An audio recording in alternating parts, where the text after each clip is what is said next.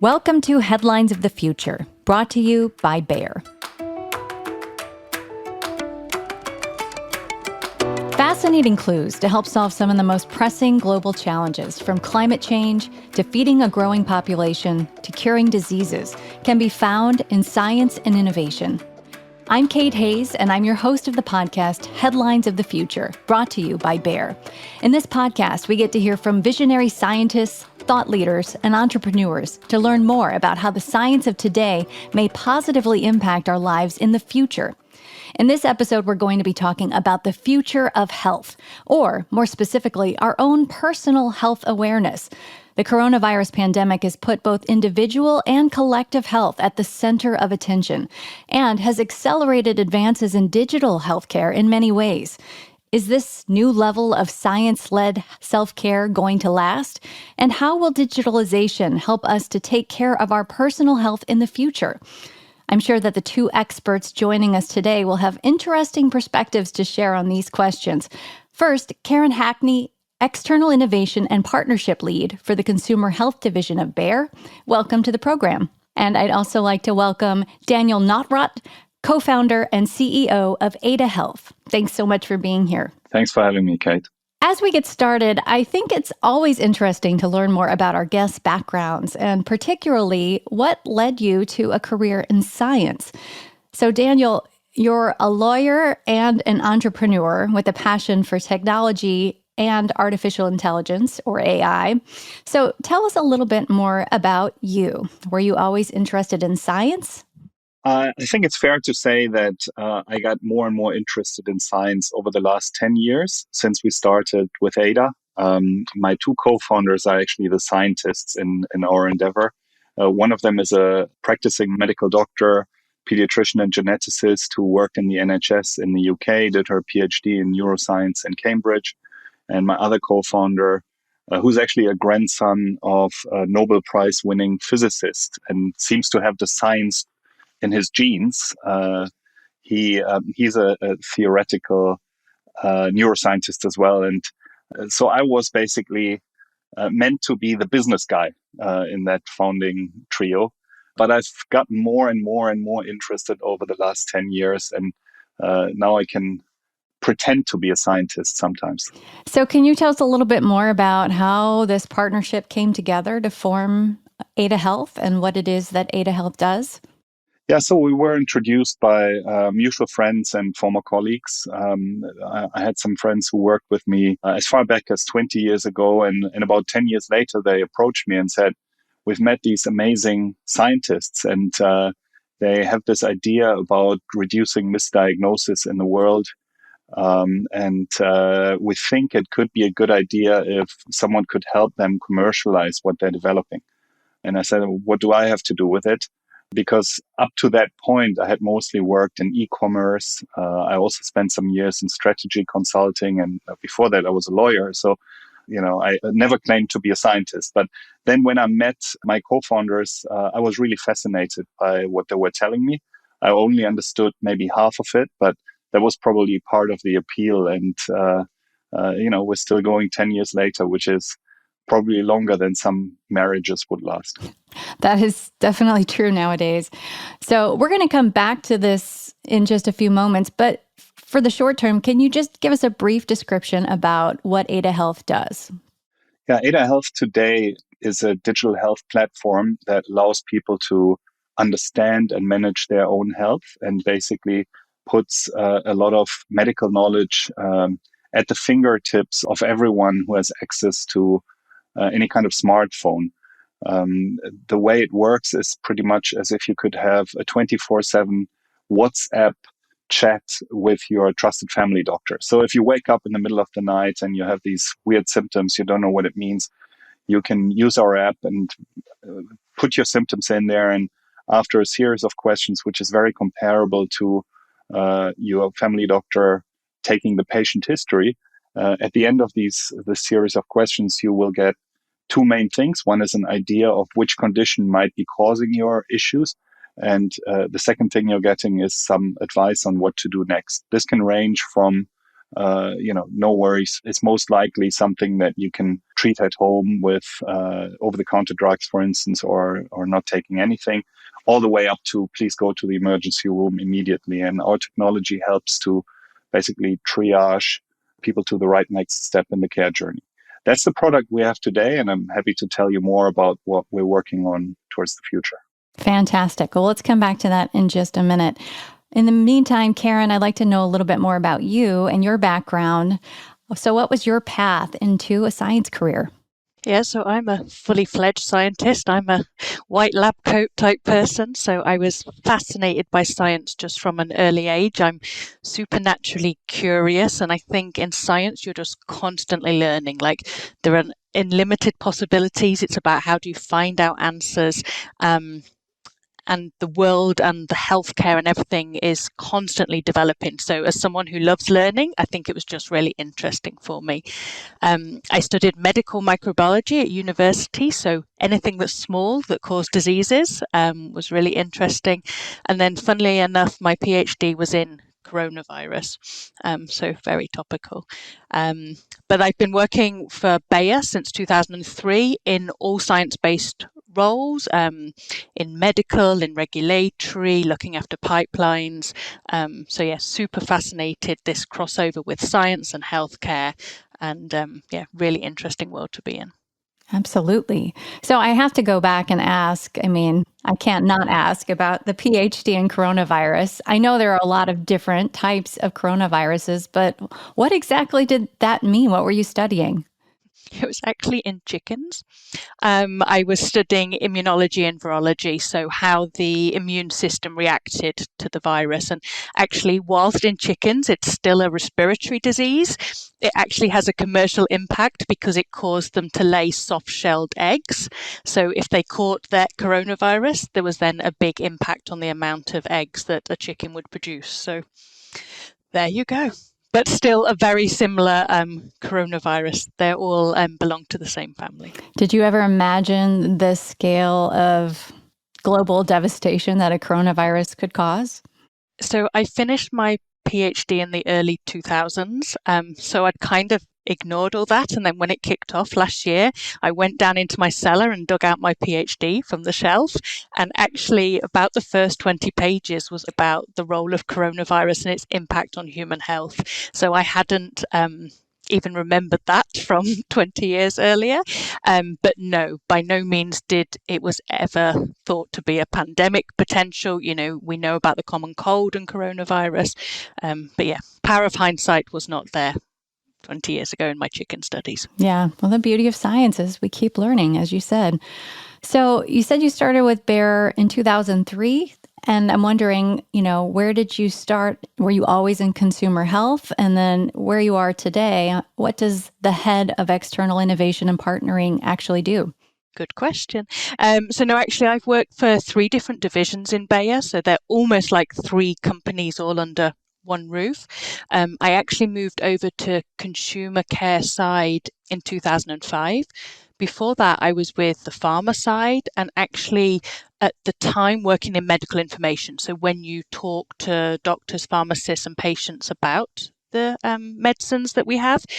And then I had a chance to move over to consumer and then haven't looked back since 2005, and then moved over to our global headquarters 6 years ago. And yeah, in my current role, really it's about finding external opportunities to help us drive innovation for our consumers. So we have amazing brains at Bayer, but we're always looking to partner in the outside world to bring more to our consumers, whether this is in terms of speed, new innovations, technologies, and in the case of Ada, in this digital health space that we might not necessarily be specialists in. That was going to be my next question for you, because I know that Bayer recently invested in Ada Health. So I'm wondering, were you instrumental in this partnership? This was actually led by what's known as Leaps, which is our equity investment arm.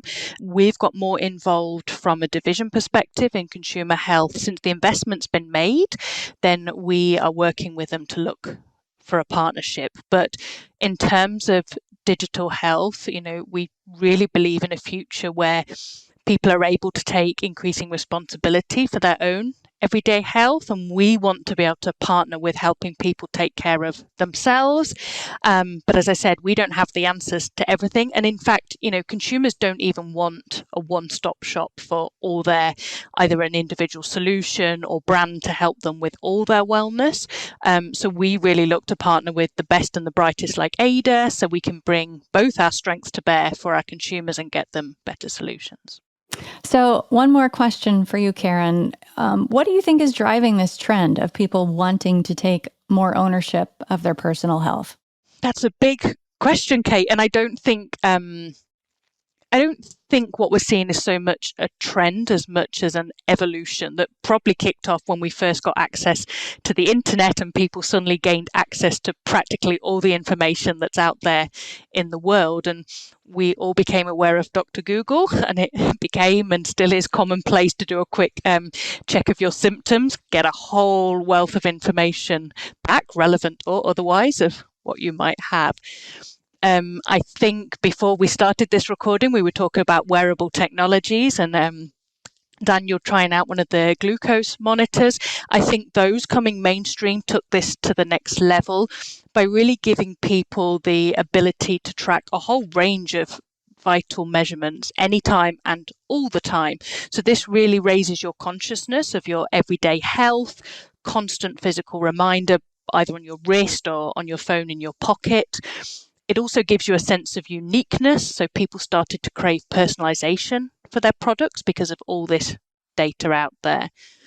And then, as you mentioned in your intro, COVID, I think this has accelerated beyond imagination, making people hyper conscious of their everyday health condition and really wanting to take some control of it, given so much is going on in the world that we can't take control over.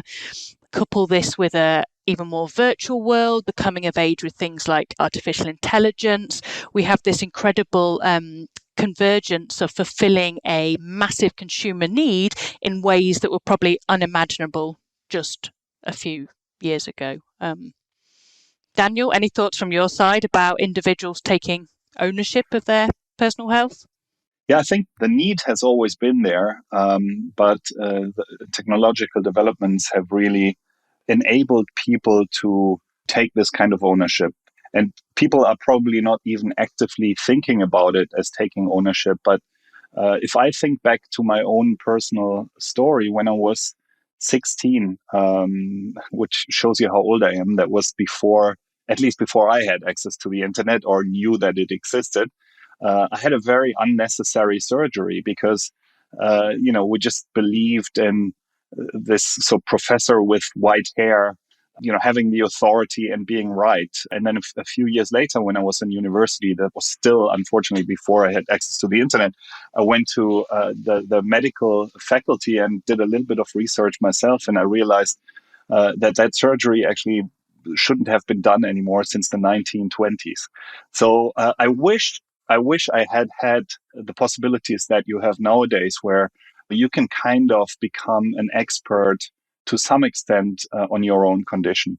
And I think Eric Topol, whom you've probably heard of, professor of cardiology based in La Jolla, whom I've known for years, he describes this very well in his book, The Patient Will See You Now, how like the proliferation of smartphones and internet access really makes it so much easier for the patient to be more at eye level with the physician and actually be able to support the physician more in an ideal scenario through these new possibilities.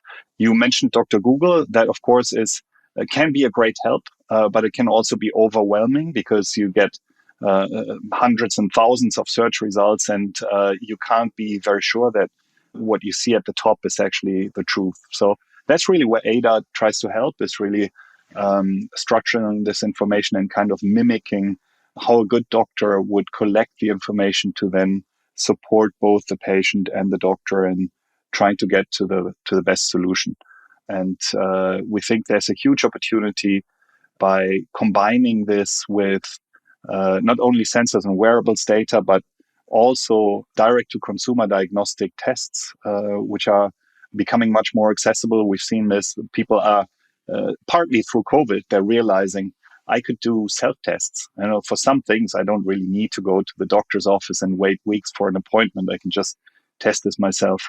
And then all the way up to possibly a full genome sequencing, which can be incredibly insightful and the cost of which is continuously going down. So we at Ada, we think there is a huge opportunity to empower consumers and patients much more even than they already are by connecting the dots and putting all these different sources of health information together and computing them against each other and making that easily accessible and understandable for the patient. Just to add, Daniel, and not to sound like quoting, but I was reading a Deloitte report about the future of health just the other week, and two facts struck me just from what you've just said then.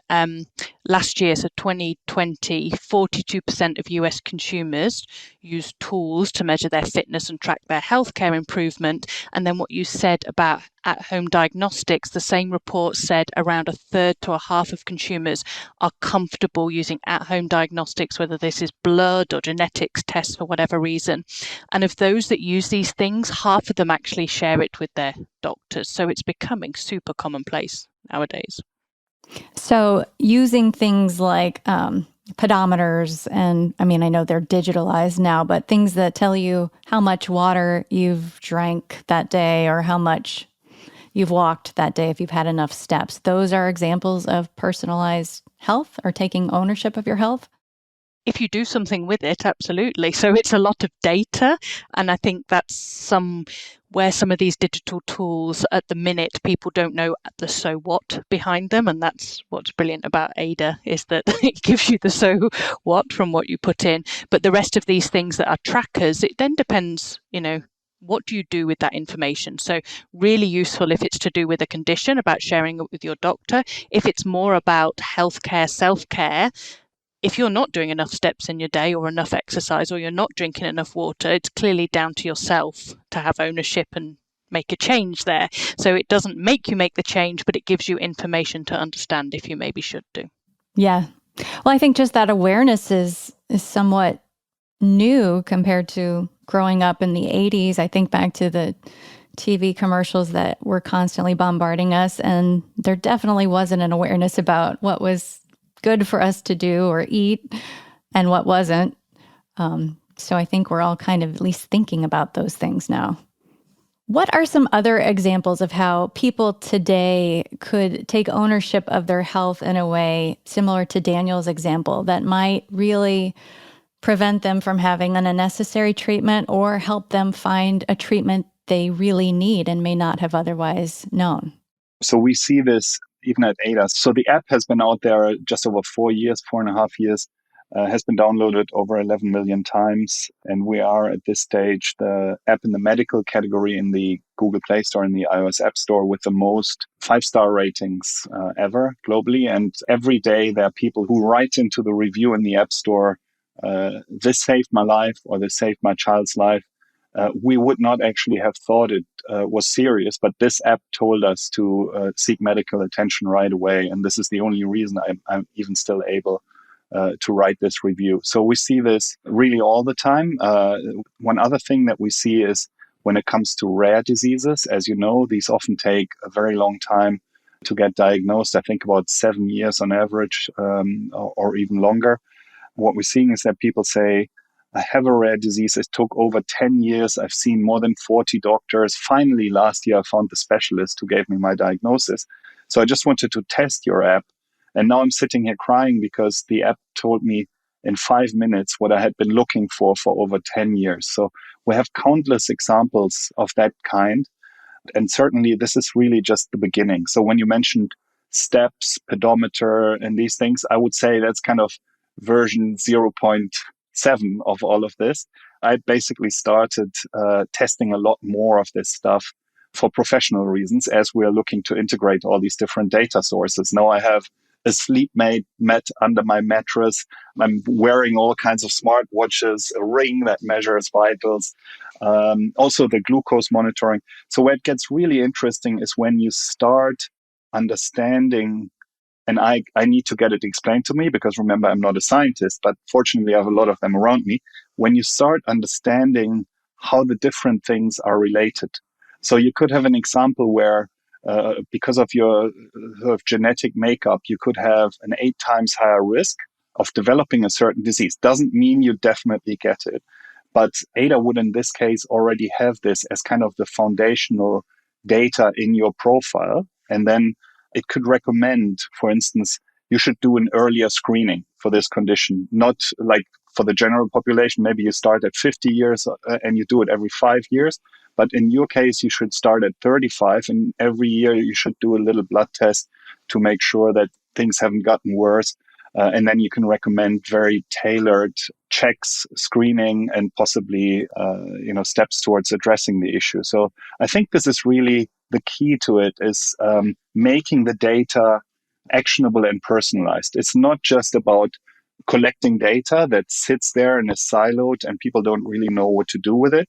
Our ambition is really to connect the dots and make sense of the data to create something like an early warning system for your health. That's really the ambition, and making that accessible, ideally for free, to everyone in the world, so that at some stage 1 billion people or more use that technology, and it really changes the way people can access and healthcare and understand their own health. That is our ambition.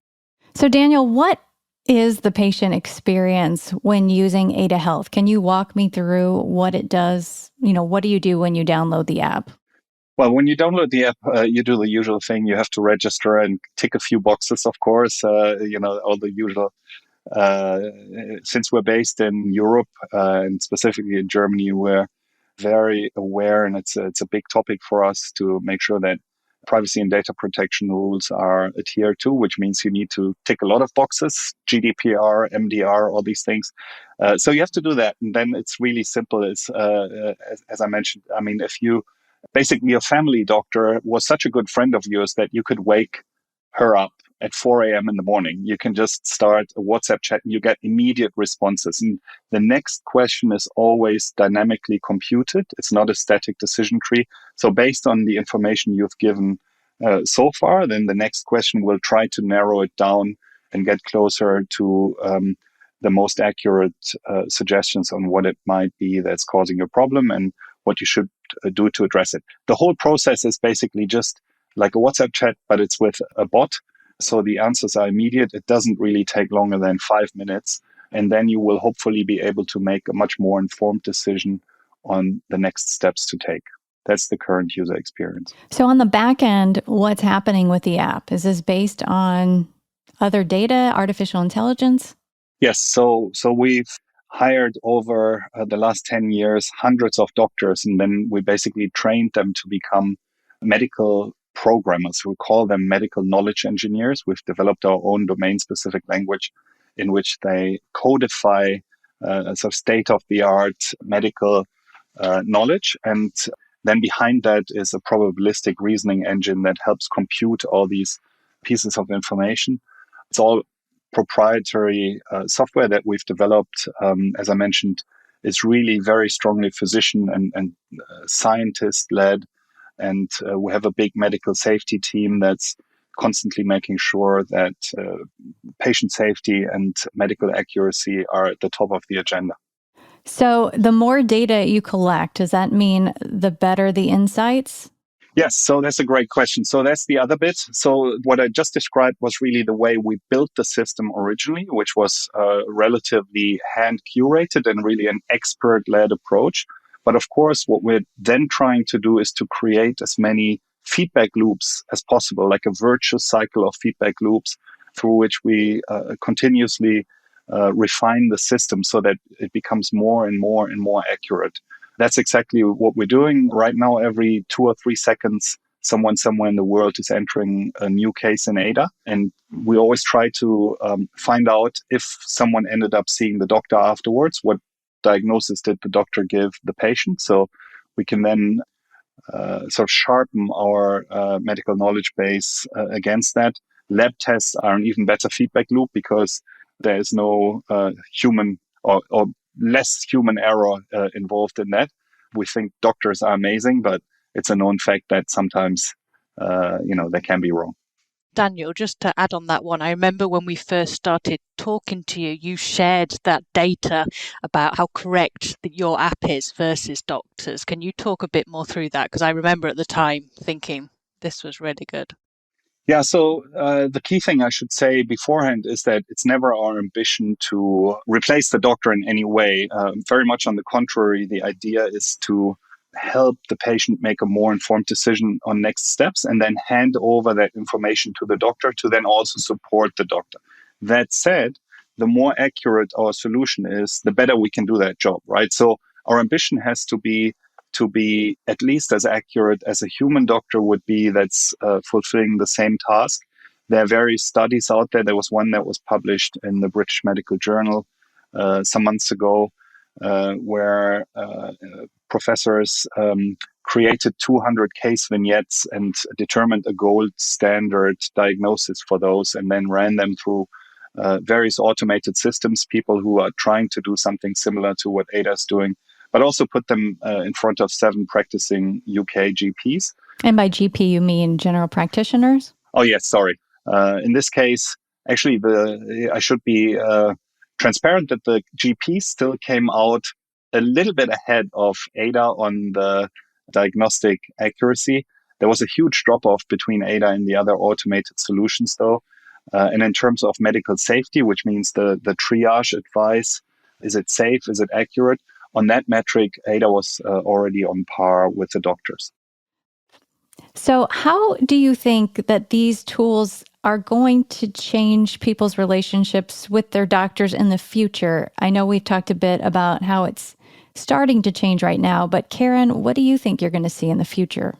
I think it's important that the consumers will want to take more ownership of their everyday health. But as Daniel shared earlier, this doesn't mean it's about substituting for their doctor's care or advice, but it really gives them more tools to both improve their own health between doctor visits, but also to make the doctor visits more robust and have a complete interaction because they've got the bigger picture. But even then, the information received, they have to then trust it's accurate as well, because we talked about Dr. Google. You can have apps that you hopefully trust, like Ada Health. But, they need to really have a trust and credibility that the information they're receiving from whichever digital tool it is helps them make a smart decision. And then they can, if they need to choose products for their own healthcare, that they're taking the right ones. And as we alluded to earlier, this can be really complicated and nerve-wracking for individuals, I think, no question. But they should really just think about trust and credibility. And for us as a 150-year-old company, we've been around a really long time. Credibility is super valuable for us. And we use that when we either develop our products or the partners we work with. So we really go above and beyond. So anything that we develop with the Bayer Cross-On or partners like working with Ada, we really make sure it's something people can trust. So I think back to your question, it'll just be about enhanced doctor visits, but also definitely from our perspective in consumer health world, thinking about wellness, not just about illness. So how do you keep yourself in a better place, or even anti-aging, etc., in between those doctor visits? So I can tell you that I know that some of our medical health records in the U.S. started to go online more than 13 years ago when I worked in a hospital. And yet all of my health records are still not connected. The different doctors' offices or healthcare organizations aren't communicating. Do you see this happening at some point in the future? And then all of that information being able to be integrated into an app like Ada, Daniel? Yes, I think it'll eventually happen. You're still probably ahead in the US compared to Germany, where a lot is still done, unfortunately, with pen and paper. Very often, data protection is kind of used as a pretend reason to stifle innovation, I have to say. But there are examples. If you look, for instance, in Scandinavia, there are some private health systems where this is all already happening. In the US, we see it happening as well. We work with 2 of the most innovative health systems in the US. And what we're seeing there is that Ada can really already help free doctors time. One health system we're working with, Sutter Health in the Bay Area in California, where they've integrated our technology on their homepage and also in their app. And people are using it, especially outside of clinic hours, to figure out if they really need to go see a doctor. If that is the outcome, they can, at the end of the assessment, share the result of this pre-assessment with the doctor when they book their appointment. And the doctor thereby already basically has a briefing before they even exchange the first word with the patient. And this has the potential to save about 3 to 4 minutes per appointment, which really adds up. If you have 10 million patient appointments per year and you could save a few minutes every single time, then the doctors can really focus more on what they will always be better at compared to a computer, which is showing empathy and really trying to understand even the nonverbal cues the patient is giving, all these kinds of things. And of course, doctors love it when they can take this automated patient history, do a couple confirmatory questions or checks, and then they press a button. And because all structured data, it goes into the documentation. So in this direction, this is already happening. So from the patient side into the health record. And what I foresee happening eventually is that this will also be possible in the other direction. So Karen, if you look into the future, what excites you the most about the possibilities for digital tools transforming personal health? What headline would you like to read in 2050? So I think I would go for digital helps consumers to take ownership of their everyday health. Digital helps consumers take ownership of their everyday health. Excellent. Yeah, that's a good one. That might be even sooner than 30 years from now. Maybe next year. For me, we've been talking about true ownership of your everyday health. And I'm not sure that that's there in the wider population right now, that people understand that they are the owners and accountable for their health. So as we continue to get even more technology and information into the general population's hands, I think that's going to increase. And given that self-care and everyday health is about living the healthiest, longest, most fulfilling life possible, and digital tools I really believe are going to help to make that happen, I think that's truly exciting for everybody to be healthy for as long as possible. I think for Bayer and the future of digital tools, I think ultimately in the future, it's really going to transform the ability of our science to develop better products faster, more tailored. We talked about personalization earlier. We're really just scratching the surface about what it means to inject so much data and information into our innovation engine. So to be able to get feedback practically in real time, as Daniel talked about, every 3 or 4 seconds, more information going in, and insights in real time, I think that's super exciting for us to develop both new products, but also for us to be able to talk to our consumers in a really meaningful way, because we're going to have so many insights about what's going on. That would be very cool. And Daniel, what about you? What headline would you like to read 30 years from now? Average healthy lifespan extended by 10 years across the world using digital tools. Yeah, that would be great to see a report come out in 20 or 30 years that says that. And across the board, not just for, currently developed countries, but even in places that it's hard to get good healthcare right now. Well, 30 years from now, I'm not sure I'll still be around to read that headline. But if I were, I would love to see that people's healthy lifespan has gone up significantly, and that hopefully digital tools, including those we develop at ADA, will have played a significant role in that. I think there's an inflection point and a huge opportunity to improve access to healthcare, especially for those who currently don't have great access. And I don't know if many people are aware of that, but this means billions of people around the world. And not only in low and middle income countries, but even in the US, in the UK, and Germany, access to healthcare can be improved for parts of the population. And to get there, I think we have to make it as easy as possible to use these tools. We have to develop them always with patient safety as a top priority. And I'd rather take more time to develop a solution responsibly than sort of throw something out there and not have the medical accuracy and the patient safety in mind. And I think there's such a great opportunity by bringing all the different sources of data together that's really top of the agenda for us at this stage. And this will empower people both to make better decisions about when to use self-care versus seeing the doctor. So all the way, like if I think of Bayer, from using the vitamin supplements, which I successfully did a couple of weeks ago, it seemed to have helped me, to, when it gets really serious and I think having the underlying data and turning it into actionable insights and doing it in a way that is easily accessible, even if you're not a digital native.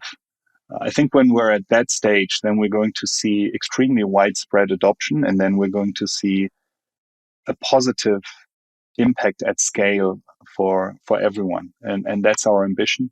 That's what we're working on. And I think our friends at Bayer with the mission of health for all and hunger for none are very aligned with what we're trying to do at ADA. So I'm very excited about this partnership. Excellent. Well, thank you so much for what you're doing. And I can't imagine how many people will benefit from it. So that's really, really exciting. I'd like to thank you both so much for this great conversation. I feel like I learned a lot. And I'd like to thank all of our listeners for tuning in to Headlines of the Future. We hope you found our excursion into the world of new health awareness as exciting as I did. If you want to learn more about science and innovations that help to address some of our most pressing global challenges, you can visit bayer.com, listen to our next episode, and subscribe. And if you want, share the podcast with others or leave a rating and review. Thanks again for joining us, and we hope you'll tune in for the next episode.